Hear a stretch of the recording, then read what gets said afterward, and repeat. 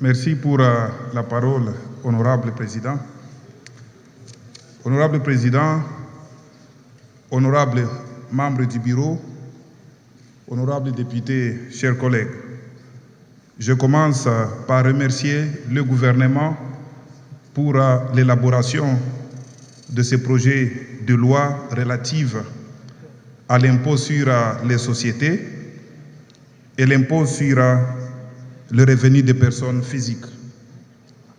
Comme le titre l'indique, ce projet de loi comprend deux volets, les sociétés et les personnes physiques. Honorable Président, sans prendre beaucoup de temps, je passe aux observations. Primo, pour les sociétés, il est établi que l'impôt concerne l'ensemble des bénéfices réalisés.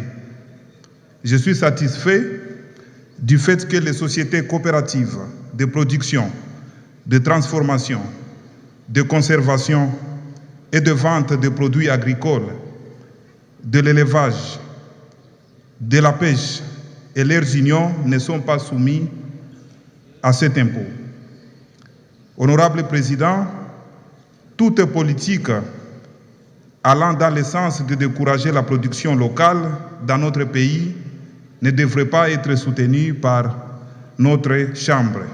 En effet, la RDC, qui dispose de près de 80 millions d'hectares de terres arables, est capable de nourrir l'Afrique.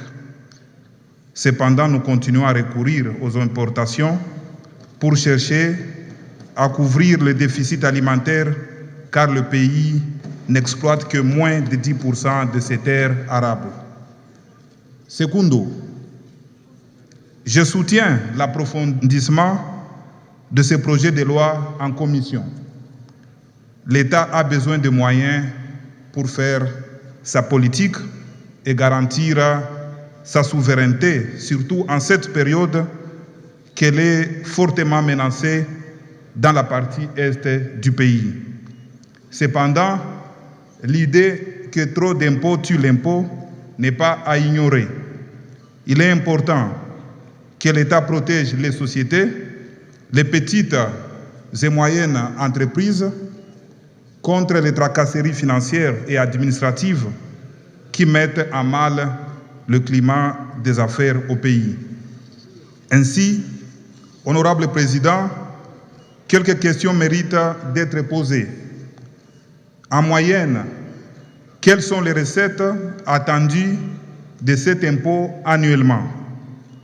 Quelles sont les garanties données pour une meilleure affectation de cet impôt? Pour être explicite, à quoi vont servir les recettes générées par cet impôt? Rien n'a été dit à ce sujet par le ministre dans sa présentation.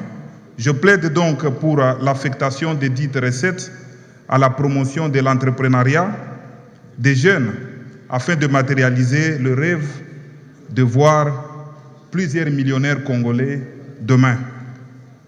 Tertio, quant aux personnes physiques, j'ai noté à l'article 59 du projet de loi en cours de traitement que l'impôt sur le revenu des personnes physiques frappe les revenus salariaux et revenus assimilés.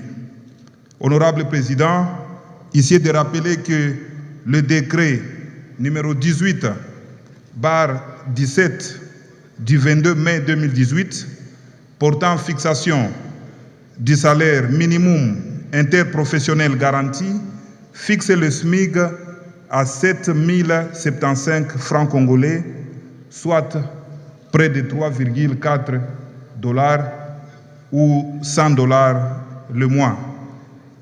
Il est constaté malheureusement que même ce taux qui, à mon avis, est bas par rapport aux potentialités de la RDC, n'est pas appliqué par plusieurs sociétés qui continuent à payer à des taux inférieurs.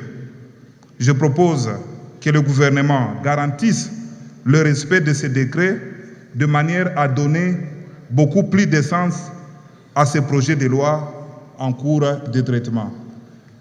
Honorable Président, honorables membres du bureau, honorables députés, chers collègues, je vous remercie.